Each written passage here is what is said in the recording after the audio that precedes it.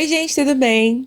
Mais um vídeo do Clube da Leitura. No vídeo de hoje nós estamos aqui para realizar a leitura dos capítulos 72 e 73 do livro Um Sopro de Neve Cinzas. E para a semana que vem, anotem aí porque nós iremos ler os capítulos 74 e 75 do livro Um Sopro de Neve Cinzas. Para a semana que vem teremos apenas 2 capítulos curtos, mas eu peço que vocês entendam porque eu ainda estou com o Luke em casa, ainda estamos de férias, né? Na verdade, o Luke está de férias e eu preciso me adaptar a essa nova rotina. Então, por isso, a leitura de semana que vem será mais curtinha, mas em breve, em fevereiro, voltamos com tudo, tá bom? Peço a compreensão de vocês. Bom, no início da leitura dessa semana, foi uma leitura de muitas revelações, né? Quem está acompanhando aí juntinho comigo a leitura dos livros tem noção do que eu estou dizendo, mas para você que está apenas acompanhando o Clube da Leitura, vou relatar tudinho aqui para vocês na leitura de hoje.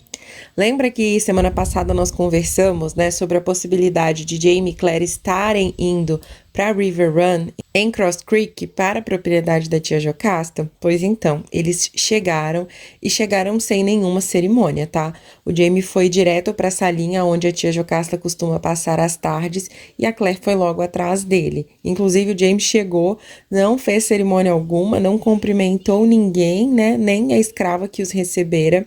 Ele foi direto ao assunto mesmo. Chegando lá, ele encontrou a tia Jocasta. Na verdade, eles encontraram a tia Jocasta sendo cuidada por 2 cachorros. A Dalila, que já era uma cachorrinha que era da tia Jocasta há algum tempo, inclusive Jamie e Claire já a conheciam, e agora o mais novo integrante ali da guarda pessoal da tia Jocasta, o Sansão. A Claire fala pra nós que era um cachorrinho bem pequenininho, mas muito... aquele tipo de cachorro pequeno, né, gente?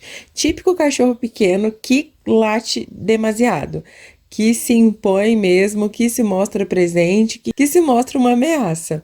E foi isso que o Sansão fez. Latiu muito quando viu Jamie e Claire, mas quando Jamie fez um carinhozinho ali nele, ele sossegou. Bom, Duncan e Ulisses não estavam presentes na propriedade. A tia Jocasta fala isso pro Jamie ao ser perguntada pela presença dos dois. Inclusive, o Sansão foi um presente do Duncan para a proteção da tia Jocasta. Isso porque já havia 2 semanas que os dois haviam partido em busca da Phaedra, que estava realmente desaparecida. A Phaedra havia desaparecido cerca de 4 semanas e os dois haviam partido há 2 semanas atrás em busca da escrava da tia Jocasta. Eles não tinham ideia do porquê, ou pelo menos a tia Jocasta diz isso pro Jamie, que eles não tinham ideia do paradeiro da Phaedra. Para onde ela teria ido, o que teria acontecido com ela, eles não faziam a mínima ideia. E ali, conversando os 3, eles ficam tentando chegar a uma conclusão, né, do que havia levado a Phaedra a desaparecer. Ela teria fugido, teria sido assassinada, teria sido raptada. O que teria acontecido com essa moça, já que ela simplesmente desapareceu de um dia para o outro? A tia Jocasta diz que ao acordar procurou ali a sua xícara de chá, que sempre estava ali ao seu lado todas as manhãs, mas não encontrou essa xícara de chá e também não encontrou a sua lareira acesa. Ela sentia apenas o cheiro das cinzas. Isso significava que a Phaedra havia desaparecido durante essa noite.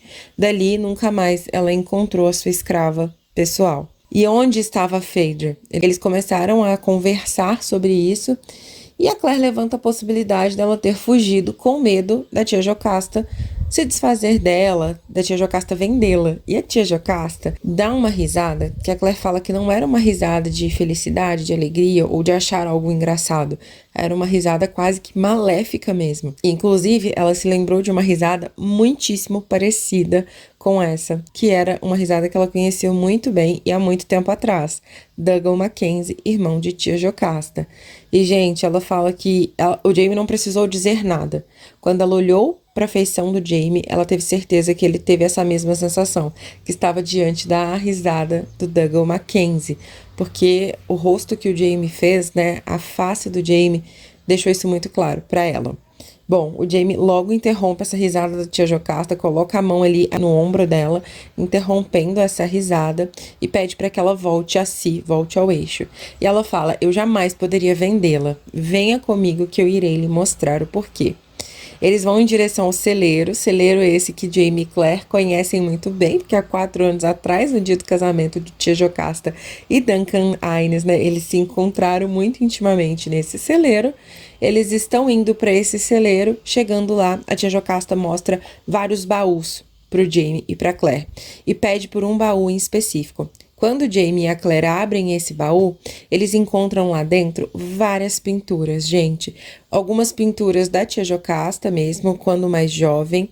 Uma outra pintura do Hector Cameron mais velho. E uma outra pintura do Hector Cameron mais novo. Inclusive, uma dessas pinturas já começava a demonstrar ali algum sinal da falta de visão da Tia Jocasta, porque as demais pinturas estavam perfeitas, que foram pinturas feitas na época que a Tia Jocasta tinha visão muito boa. E essa única pintura que não estava muito boa, que estava meio borrada, denunciava que ali a visão da Tia Jocasta já não estava como deveria estar. Uma outra pintura, que é a pintura que a Tia Jocasta revela por último, chama muita atenção da Claire e logo denuncia o que a Tia Jocasta estava querendo dizer com o "eu jamais poderia vendê-la". Quando a Claire olha essa pintura, ela identifica de cara os ossos da face do Hector Cameron mais jovem. Só que essa pintura que a Claire estava olhando não era a pintura do Hector Cameron mais jovem, e sim a pintura da Phaedre na pré-adolescência.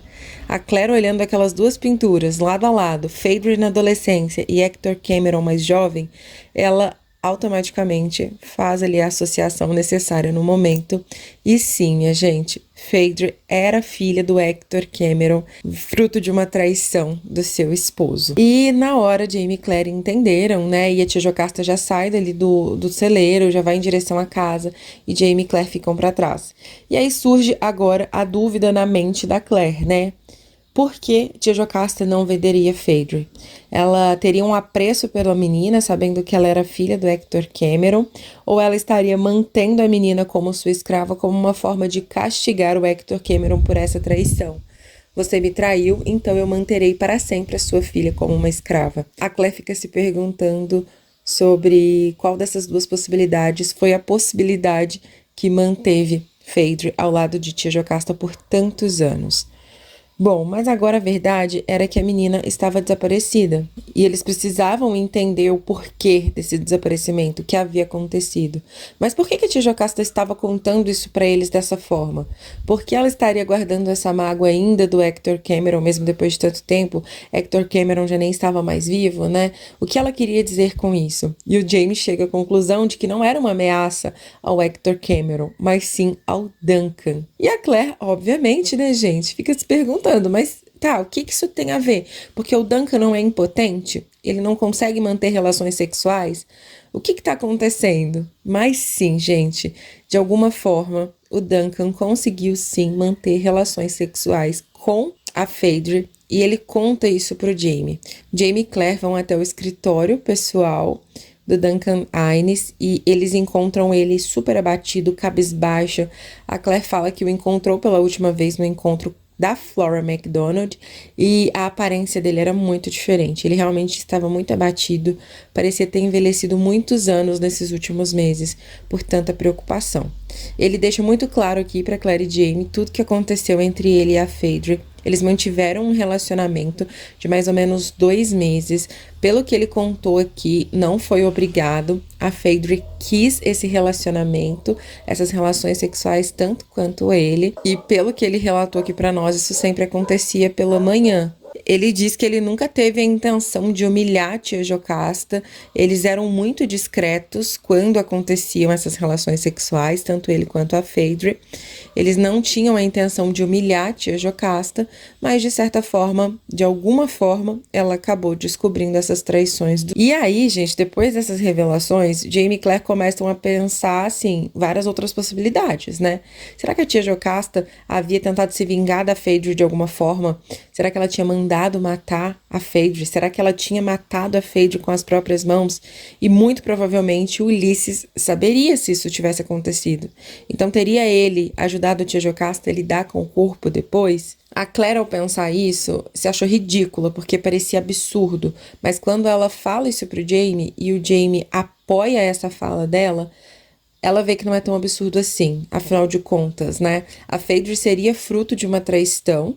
O seu marido havia traído a tia Jocasta com a mãe da Phaedra e ela estaria ela agora compartilhando dessa traição com seu atual marido Duncan Hines. Tia Jocasta sendo uma Mackenzie de Lioch, com o sangue fervente como seus irmãos Colum e Dougal, muito provavelmente seria uma atitude que sim, ela teria tomado.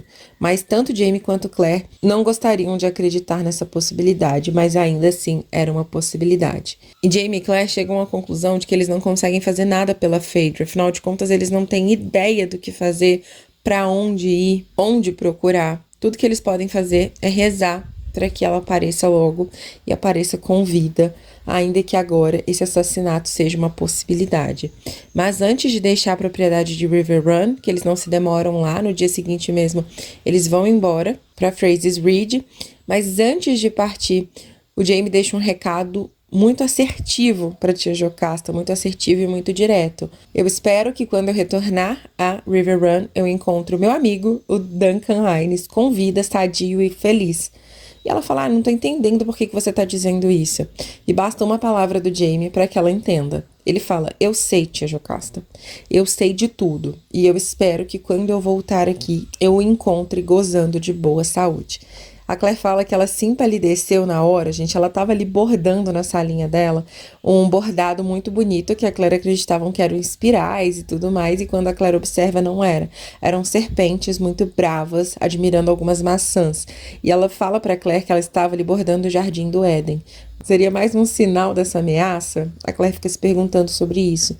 Mas assim que os dois deixam o aposento, eles deixam a tia Jocasta sentada, impactada. A Claire fala que ela parecia um boneco de cera, porque ela ficou pálida, sem reação com a revelação do Jaime. Mas eles deixam River Run rumo a Fraser's Ridge. Mas, gente, não para por aí, tá? Porque chegando em Ridge, a Claire conta aqui pra nós que eles estavam ali nos processos finais da fabricação do uísque, porque logo a neve chegaria e tudo mais, e esse sistema de fabricação de uísque, ele enfraquecia no inverno. Então, o James estava ali lidando com as tarefas finais da fabricação do uísque, que eram responsabilidades dele.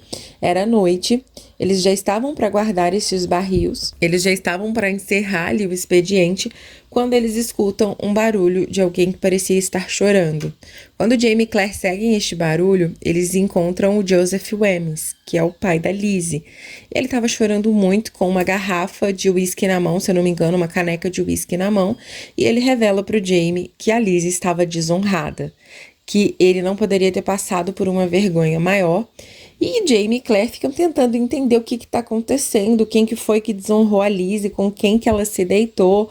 O Jaime até chega a levantar suspeitas em relação a Lizzie ter se deitado com o Ian, e ele fala, não, antes fosse com seu sobrinho, eu o teria abençoado, mas a vergonha não poderia ser maior.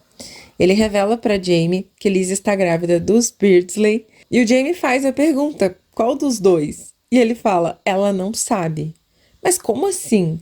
Teria sido a Lizzie abusada? Eles teriam enganado a Lizzie? Teriam feito a Lizzie de boba? Mas não, nem os gêmeos sabiam qual deles era o pai desses bebês.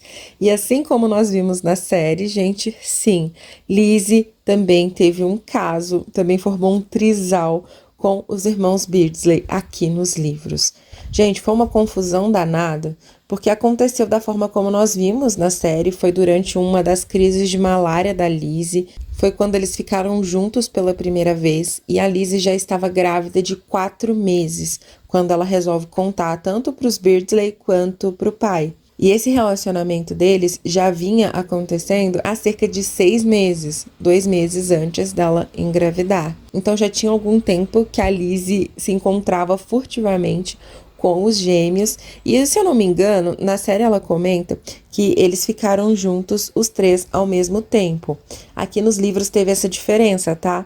Ela conta que ela nunca ficou com os 2 ao mesmo tempo. A princípio, eles até tentaram enganar ela, mas ela não via isso como uma enganação. Ela via isso como uma forma de compartilhamento. Os 2 compartilhavam tudo. Então, nada mais justo do que compartilhar esta nova, deliciosa novidade, como a Claire disse, né? Então, no início, a Lizzie se deitava com um, mas não tinha certeza de quem quem era aquele, e aí depois ela se deitava com aquela pessoa achando que era o mesmo irmão, mas não era, eles estavam se revezando. Hoje em dia, atualmente, ela conseguia decifrar muito bem com qual dos dois irmãos ela estava se deitando, mas no início não. No início ela realmente foi enganada, mas ela gostava daquilo e continuava gostando muito. E assim como nós vimos na série, né, o Jamie obriga que um dos dois se case com a Lizzie. Eles não conseguem se decidir sozinho e o Jamie faz aquele joguinho lá, né, do pauzinho. Quem tirou o menor pauzinho é que acabou se casando com a Lizzie e foi o Keziah. O Josiah foi convidado gentilmente, gentilmente, gente, pelo Jamie a deixar Frances Ridge e só pode retornar quando a criança nascer. Todos os três estão dilacerados, estão muito tristes. Todos os três não, né, gente? Todos os quatro. Porque o Sr. Wayne está arrasado, gente. O pai da Lizzie perdeu o chão, assim. Mas os meninos também estão desolados, afinal de contas, eles se amam. É uma relação muito diferente, principalmente pra época, era muito mais diferente ainda. A Claire fala pra Lizzie, né? Se fosse na cidade, provavelmente você se safaria, mas aqui em Ridge não. As pessoas vão te condenar, vão te julgar. E muito provavelmente o Hiram Crombie até te apedrejaria como uma prostituta. Então é melhor que você realmente se case pelo bem da sua criança, para que a sua criança não cresça sendo uma bastarda e que a mãe dela não seja acusada de ser uma prostituta. Então, minha gente, Lizzie já está aprontando com os irmãos Beardsley. O Jamie faz aquele casamento típico das Terras Altas, né? Que nem o casamento de Brianna e Roger. E quando eles encontrarem um padre ou um pastor, eles vão sim formalizar essa união deles, mas eles já estão casados por este casamento provisório. E por hora foi dessa forma que nós terminamos a leitura dessa semana, gente. Keziah e Lizzie casados, ainda que provisoriamente, mas casados depois dessa descoberta que deixou todos de boca aberta e com as bênçãos do Josiah, que apesar de estar triste, ainda assim concedeu a bênção a este casamento e desejou que o irmão e a esposa fossem muito felizes. E, gente, eu confesso para vocês que eu não esperava essa situação acontecendo agora, principalmente depois dessa confusão com a Phaedra, mas sim, DG nos surpreende sempre e já colocou ali uma situação embaraçosa para dar uma aliviada nas tensões ou para dar mais tensão ainda para a história, né? Mas fato é que a leitura dessa semana foi recheada de revelações e eu espero muito que vocês tenham gostado da leitura e do meu relato também. Se você chegou até aqui nessa leitura, eu te convido a escrever nos comentários a hashtag revelações, porque o que mais tivemos nessa leitura semanal foi revelações. Então comenta aí abaixo hashtag revelações se você chegou até aqui neste vídeo. Como eu sempre digo, seu comentário é de extrema importância para mim, me ajuda muito no meu trabalho aqui dentro da plataforma, então eu conto com o seu comentário. Hashtag revelações. Eu te vejo no próximo vídeo, um super beijo e até lá. Tchau!